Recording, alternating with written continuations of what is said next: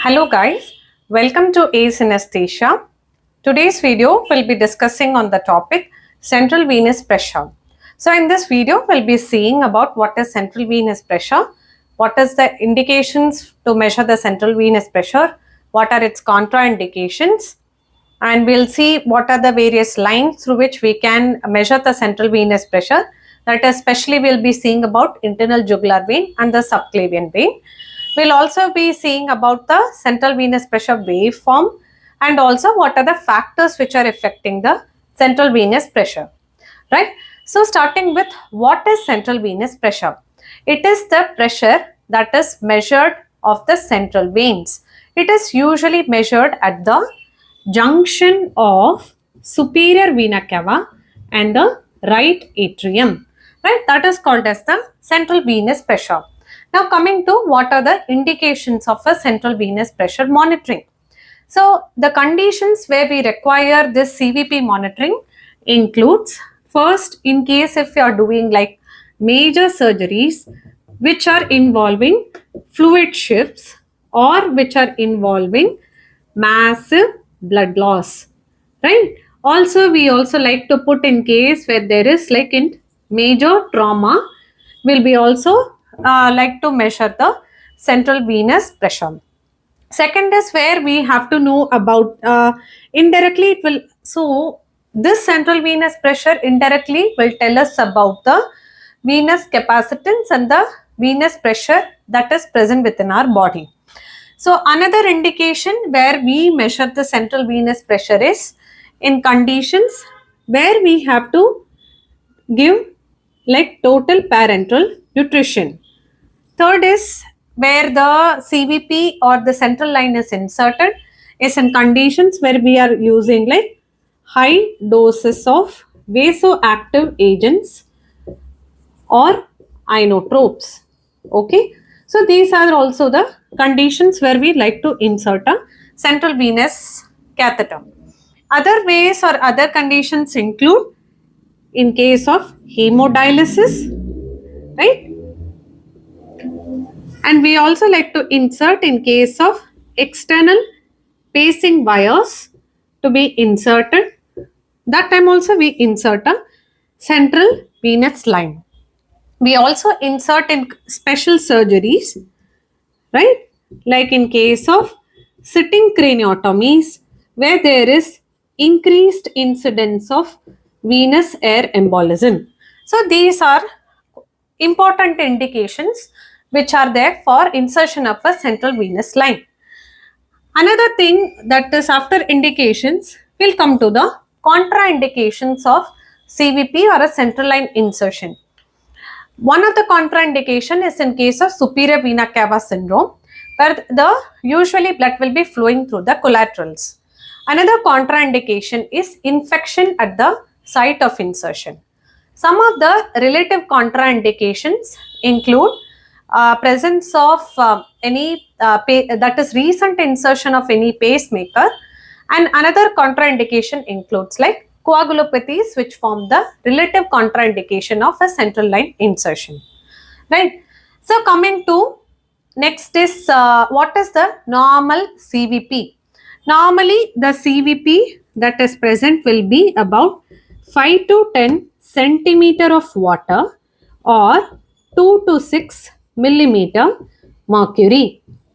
Okay, one important terminology or an axis which we have to know for the measuring of a central venous pressure, it is called as the phlebostatic axis, right? It is basically what is like we keep the axis across the reference point where the tip of the catheter is present at the junction of the superior vena cava and the right atrium. So this axis is basically the midpoint between the antero-posterior diameter of the chest and the fourth intercostal space. So this axis is called as the phlebostatic axis, right? So coming to the next portion where we'll be seeing about what are the important lines where we'll be measuring the central venous pressure. Two most important ones comes the internal jugular vein and the subclavian vein.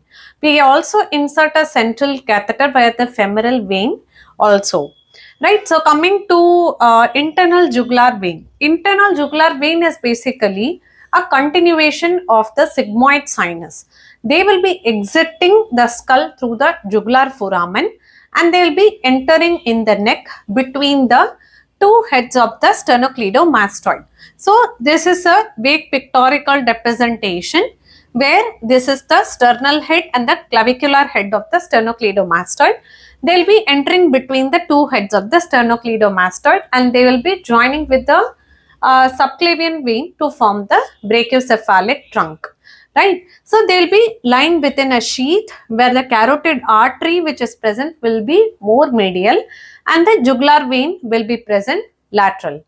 Right. So in case of internal jugular vein, we have various approaches what we use for central venous pressure, that is CVP, that is the central venous line insertion, right? So in case of internal jugular vein, we have a central approach, anterior approach and a posterior approach, okay? So there are three approaches. First is central, we have then anterior approach and then we have the posterior approach. So in the central approach, we usually insert the needle through the apex of the triangle that is formed between the sternal head, that is the lateral border of the sternal head, medial border of the clavicle head and the upper border of medial border of the clavicular head of the sternocleidomastoid and the upper border of this clavicle, right? So this triangle is called as Sedi-Lotz triangle, okay? So through the apex of this triangle, that is through the apex of this triangle towards this ipsilateral nipple, the needle is to be directed. Usually within about 2 to 3 centimeter, we will be usually getting this internal jugular vein. This is the central approach, right? So coming to the anterior approach. In anterior approach, we feel for the pulsation of the carotid artery, push it manually with our fingers and insert the needle towards the ipsilateral nipple. So this is the anterior approach for the internal jugular vein catheterization. Next is we have the posterior approach for IJV. In posterior approach, we have to insert the needle at the crossing of external jugular vein and the sternocleidomastoid. So there will be crossing of this external jugular vein somewhere here and insertion of this needle, right, at the crossing of this external jugular vein and the lateral border of the sternocleidomastoid towards the sternal notch. So this approach is called as the posterior approach of IJV insertion. Next we'll be seeing about subclavian vein cannulation. So in case of subclavian vein, it is basically a continuation of the axillary vein and they will be joining the internal jugular vein together to form the brachiocephalic trunk. They will be lying just beneath the clavicle and the pleura which is present of the lung will be lying just beneath and inferior to that of the subclavian vein. Right, it is held to the clavicle by certain fibers and subclavian vein joins with the internal jugular vein to form the brachiocephalic trunk.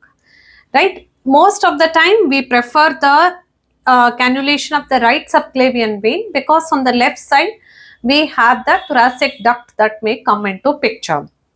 Right, so in case of subclavian vein, we have two main approaches. One is the infraclavicular approach for cannulation and second is the supraclavicular approach. So in infraclavicular approach, our insertion point will be like 2 to 3 centimeter below the midpoint of this clavicle, right? Keeping the fingers and the direction of the needle towards the suprasternal notch.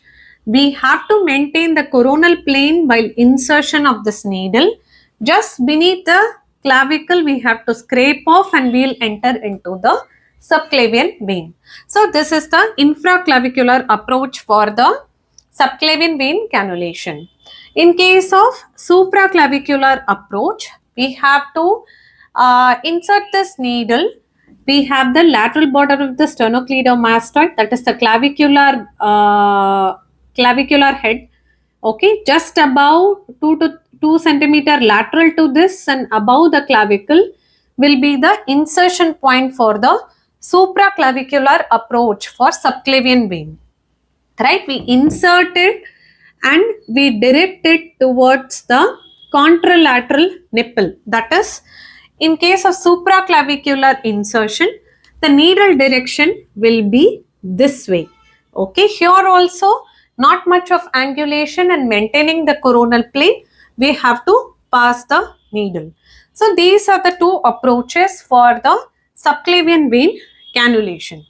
So next we come to what are the complications we deal during the time of this cannulations. So complications which includes, first is most common will be the arterial puncture. Right. Second, it can be because of any pneumothorax, because it's in very close vicinity to the pleura. Third is there may be damage to the nerves which are traveling nearby. Others which are very rare causes can be like chylothorax, hemothorax, etc. So we'll be seeing about the CVP waveforms. In CVP waveforms, there are 3 positive waves, which is A, C and V waves, and 2 negative, that is X descent and Y descent. So in CVP waveform, the mnemonic which I can tell you so that you can remember it in an easier way is A wave. First is A wave. So A, we have atrial contraction, right? Okay, that is A and A. In C waveform, we have basically closure of tricuspid valve. That is the C waveform. In V, basically leads to venous filling. Okay.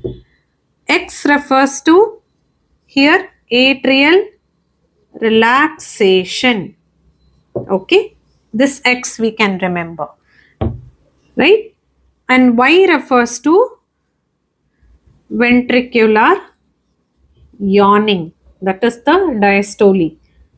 Okay, so this is like a short form which may help you people to remember these waveforms and its implications easily. So first we will come to A wave, which is seen in case of atrial contraction. That is when the atria contracts, that is during the atrial systole, we will see this A wave. A wave where it will be absent A waves. Okay, it is in case of atrial fibrillation because there is no effective atrial contraction, right? As well as that is steep A waves, or what we call as cannon A waves, that is seen in case of complete heart block.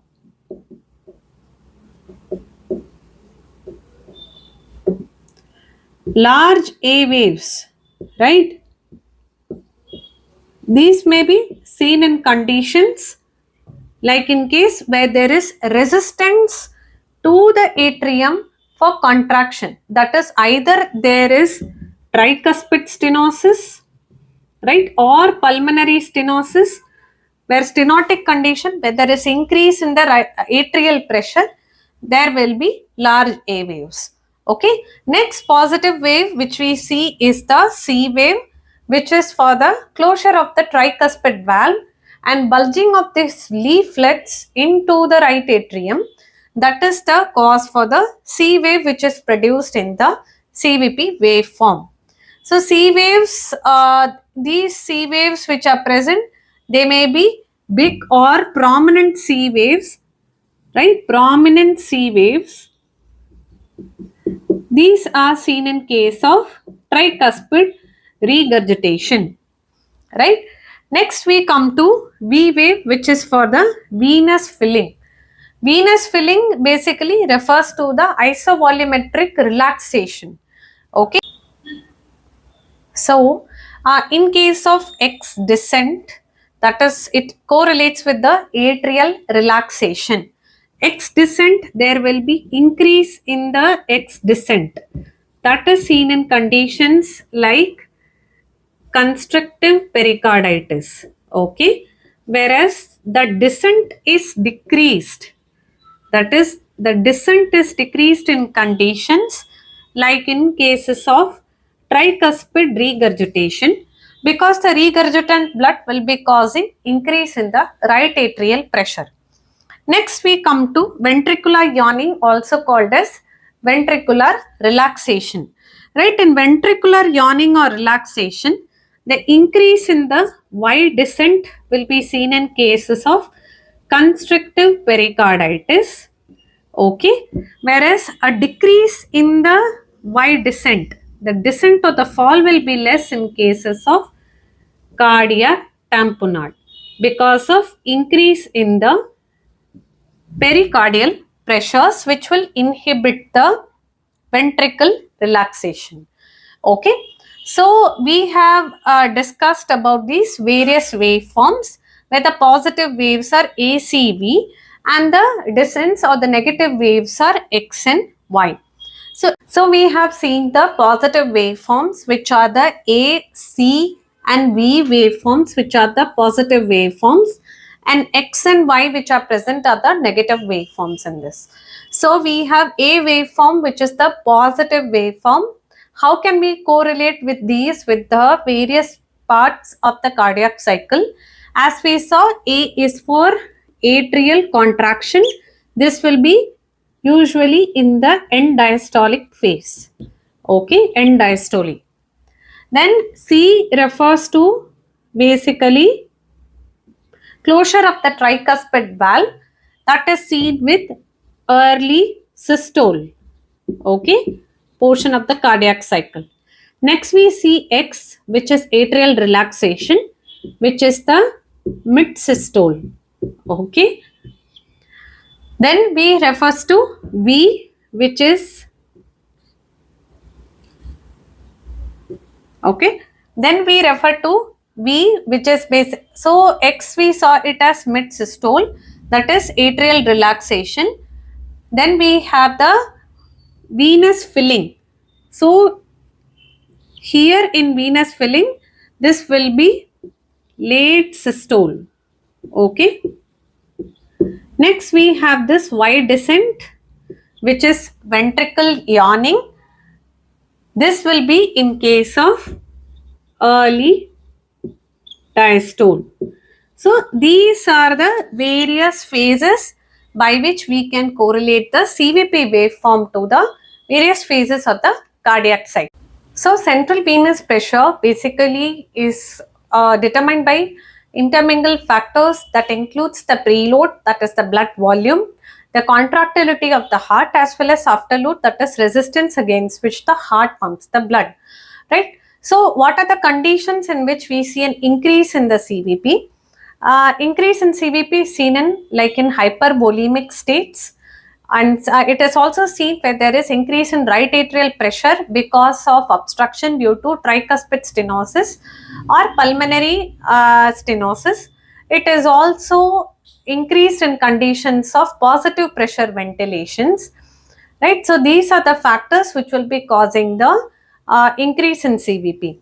Reduction in the CVP will be seen in conditions that is hypovolemic states, as well as it is also seen in conditions like in negative pressure breathing, that is like our spontaneous breathing, because in spontaneous breathing there is fall in the intrathoracic pressure that in turn is transmitted to the central veins. So fall in the CVP will also be seen in case of spontaneous respiration as well as in case of dehydration. So CVP or the central venous pressure as a singular marker is not a very good diagnostic tool for the volume assessment or the volume state assessment or the volume responsiveness of the patient. it is the trend of the CVP which is more important for us to identify the volume status of the patient and also help us to correct accordingly. So this video comes to an end. We have discussed in brief about what is CVP, its indications and contraindications. We have seen the methods for insertion of internal jugular vein, subclavian vein, and we have discussed about the CVP waveform briefly, as well as what are the factors affecting the CVP and conditions where we see an increase and decrease in CVP.